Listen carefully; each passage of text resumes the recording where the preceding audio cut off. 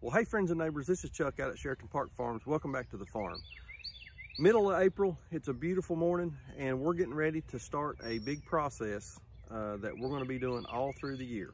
Today, we're going to process some of our broilers or our meat chickens and get them ready for sale to the public. Know that there are lots of folks out there that are interested in getting into meat chickens, either for yourself or as part of your farm enterprise. So we want to show you today how we do it here. Not necessarily the right way, not necessarily the wrong way. This is just how we do it. We're going to go down, take a look at the birds. We're going to show you our equipment setup and the flow, the workflow, how all that process works. We've got about 7 folks that are going to be helping today, including Sandra and myself. This is going to be a big process for us this year. Right now, we have, not counting our turkeys, we have about 830 birds, 830 chickens ordered that's going to be here on the farm for us to process and sell or eat ourselves this year. So this is going to be a year-long deal. So come along with us, check out our birds, check out our equipment. We're going to show some of the process, and hopefully it's informative for you today, and it'll be something that you can learn a little bit from as you get ready to process birds on your farm. Hang around. Here are the birds that we're going to process today. There are about, I think there's about 45 in here. We initially ordered 50 in this batch, and we've had 5 that have not made it for one reason or another. So we've got about 45 birds here. We're going to process them today. These are the Freedom Ranger breed bird. A little bit more of a heritage breed. They do act a whole lot more like a bird or like a chicken. They scratch around, peck around for grass and bugs and worms and all that kind of stuff. These birds are, they'll be 9 weeks old in 2 days. So they do grow fast, but they don't grow nearly as fast as the Cornish cross. And we found these chickens to have a much better flavor, much better taste, texture of the meat.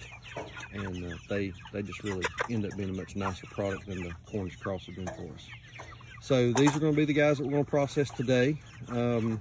We take them off of feed about 12 hours prior to processing, just so the crops are clean, and it's a much easier process to do them with a clean crop. So taking them off of feed is important.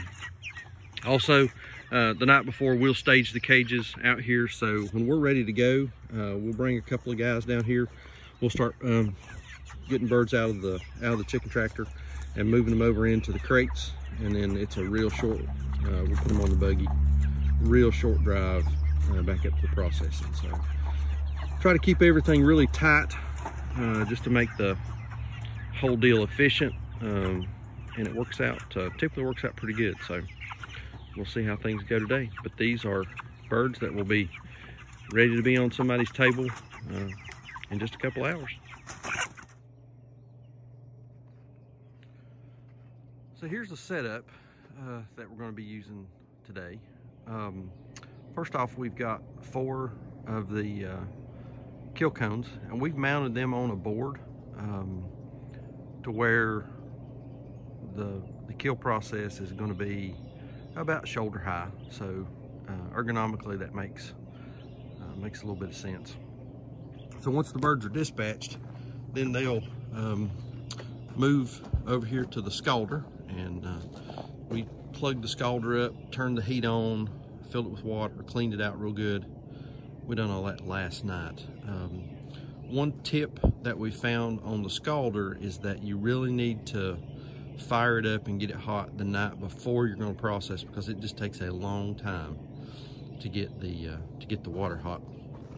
And then what we do is we put a piece of plywood over top, and that keeps the heat in and helps it to get hot quicker and stay hot. So that seems to work really, really well. And we got it, hooked up to an LP tank, and it's got electronic ignition on it, so it works really nice. Then once the birds are scalded, we'll move them over here to the plucker. This is a plucker that we bought used a couple years ago. Got a real good deal in it. Works great. What we do is we drop the birds down in the plucker, turn it on, and then the bottom spins and all the fingers knock the feathers right off. Typically we'll put 3 or 4 birds, depending on size, down in the plucker and let it run for, you know, 30, 45 seconds, and the birds come out clean as a whistle.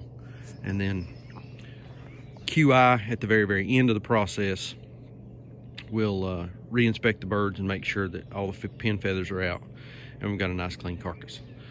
Once the birds come out of the plucker, they'll go over into a chill tank.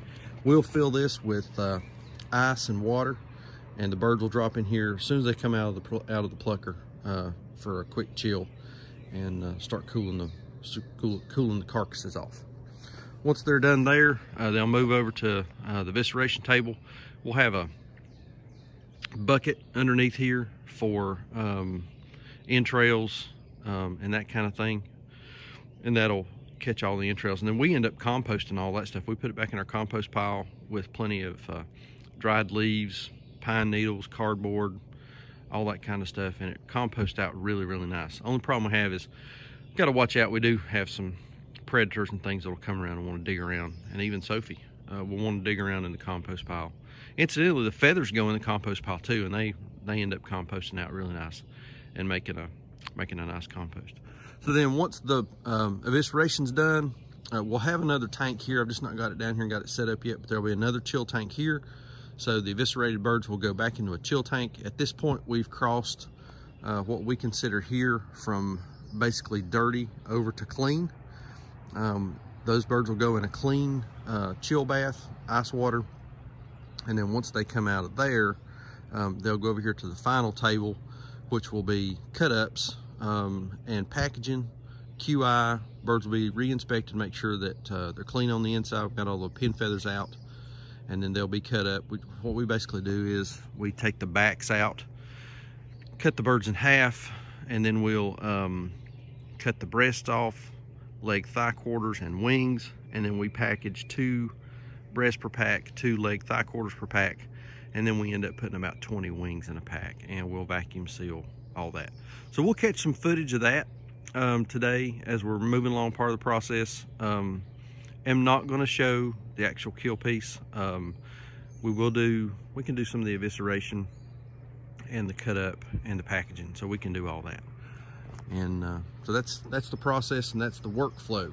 And then once the birds are packaged and processed and packaged, really, really nice, they go right over here to the freezer, and we've got some shelving and stuff set up in there, so the birds will go right in the freezer as soon as we're done, and we'll get them frozen. So that's our workflow. Works out really good. Whenever we've had it up at the house, this is a new location for us down here next to the freezer, so we'll see how it works out today. Again, we're going to show some footage here of some of the processing pieces so that you can get an idea of that. And so that's our chicken processing setup.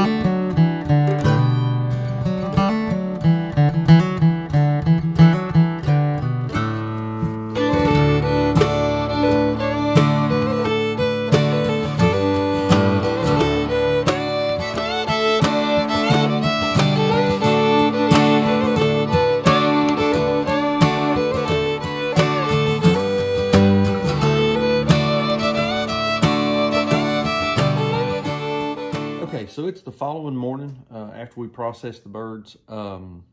Ended up having a couple things going on late yesterday afternoon and wasn't able to finish the video, so wanted to do that today and talk a little bit about what our numbers ended up being for this group of chickens. This is our 3rd year of raising birds, going into our 3rd year. So we're better than we were. We're still not where we want to be. We know that there's a lot of folks out there that have a much better system down than we do, and then a lot of folks that are getting started. We hope that there's something that you can learn from what we're doing here. But real quick, to wrap this thing up, wanted to go over our numbers. and share with folks how this batch of chickens ended up doing for us. So we started out with 51 birds. We ordered 50 from the hatchery. They ended up sending us one extra, which is pretty typical.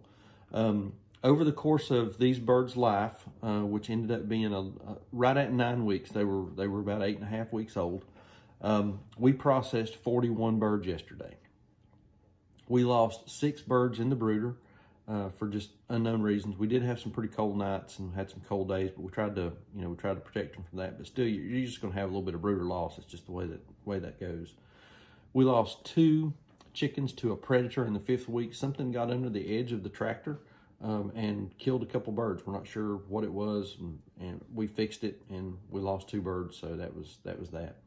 We did harvest 1 bird that looked like it was going into heart failure, wasn't doing well. Harvested it and ate it. It was pretty good. And then we had another bird that ended up dying due to a crop issue. We tried to harvest it, but it was just so small. It was not putting on any weight at all. It wasn't even worth trying to save to eat. So 41 birds out of 51. We typically will feed 50 pounds of chick starter to every 30 birds. So we ended up giving these birds 2 bags of chick starter and 7.5 bags of feed. So they had 475 pounds of feed. When we ended up processing yesterday, we ended up with 188.69 pounds of sellable product. So we cut birds up into 2 breasts per pack, 2 leg thigh quarters per pack. We also packaged 20 wings in a pack. We save out livers. We have a lot of folks that ask for livers. We save out giblets. And then we also package up backs and wing tips for stock packs. So we have frame packs. So we ended up again with 188.69 pounds of sellable product. So if we take 475 pounds of feed, 188.69 pounds of sellable product, we ended up with a feed conversion rate of 2.52 pounds of feed for every pound of sellable product, which, that's pretty good. We're pleased with that. And our birds typically will do a little bit better as the weather warms up. We did have some cold days, some cold nights, so we think that might have made a little bit of a difference. So we'll probably do another video where we'll go over the numbers in much more detail and in much more depth, and talk about profit, loss, and some of those kinds of things, and how the poultry deal works out for us on our farm. So I'm gonna post a couple playlists over here talking about some other stuff that we've got going on.